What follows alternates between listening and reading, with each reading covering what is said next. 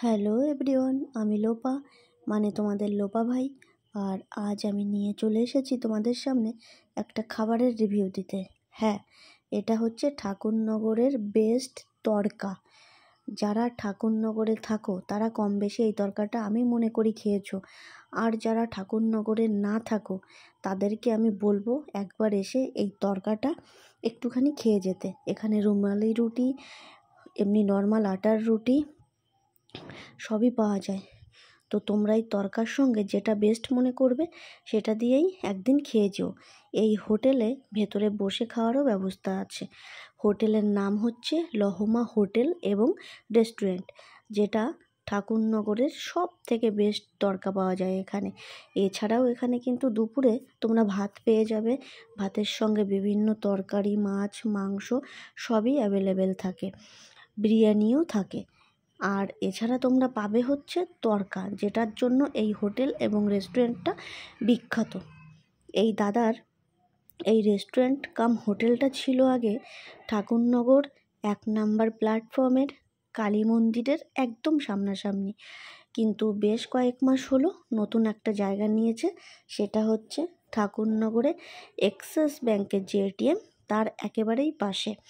এছাড়াও আর একটা ঠিকানা আমি তোমাদের বলে দেব, সেটা হচ্ছে দে মিষ্টান্ন ভাণ্ডার, ঠাকুরনগরে 1 নম্বর প্ল্যাটফর্মের নিচে টিকিট কাউন্টারের সামনে দিয়ে নিচে নামলেই একদম প্রথমেই বাঁ হাতে তোমাদের চোখে পড়বে দে মিষ্টান্ন ভাণ্ডার।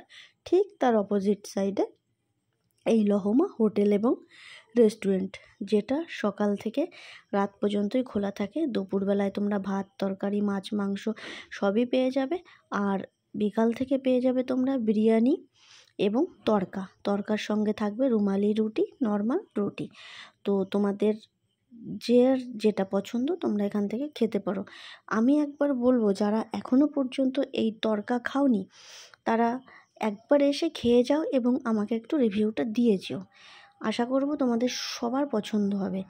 দোকানের ভিড়টা হচ্ছে এই লেভেলের। আর এখন রাত ছিল 10:30। আমি দোকান বন্ধ করে তড়কা নিতে এসেছিলাম এই দোকানে, তাই ভাবলাম ছোট্ট করে একটা ভিডিও করে দিই, যাতে যারা এখনও পর্যন্ত ঠাকুরনগরের বেস্ট তড়কা খেতে পাওনি তাদের জন্য একটা উপকার হবে। তারা যেন একবার এসে একটু খেতে পায়, তাহলে আমার ভালো লাগবে। ঠাকুরনগরে অনেক তড়কার দোকান আছে, তবে আমার কাছে বেস্ট এটাই মনে হয়। আর এখানে তৈরি হচ্ছিল 6 প্লেট তড়কা একসঙ্গে। একটা প্লেটে একটা করে ডিম দিয়ে তড়কাটা তৈরি করে। তো 1 প্লেট তড়কার সঙ্গে হামেশাই 2জন মানুষ ভালোভাবে 2টো বা 3টে করে রুটি তোমরা খেয়ে নিতে পারবে। মানে 1 প্লেট তড়কা 2জনে খেতে পারবে, একদম কোনো সমস্যা হবে না। তো ঠাকুরনগরে যারা থাকো আমি জানি প্রত্যেকেই এই তড়কা খেয়েছো, কারণ এত টেস্ট যে না খেয়ে কেউ থাকতেই পারবে না। আর যারা ঠাকুরনগরের বাইরে থাকো তাদের বলবো অবশ্যই একটু সময় করে সন্ধ্যার পরে চলে এসো, এখান থেকে একটুখানি তড়কা আর রুটি খেয়ে যাও। আমি মনে করব তোমাদের স্বাদ মুখে বা জিভে লেগে থাকার মতো হবে। তখন আমাকে তোমরা বলতে বাধ্য হবে যে না লোপা, সত্যি একটা সুন্দর খাবারের ঠিকানা দিয়েছো, খেয়ে ভীষণ খুশি হয়েছি। তো আমার এই ভিডিওটা যদি ভালো লাগে একটু শেয়ার করে দিও। Thank you.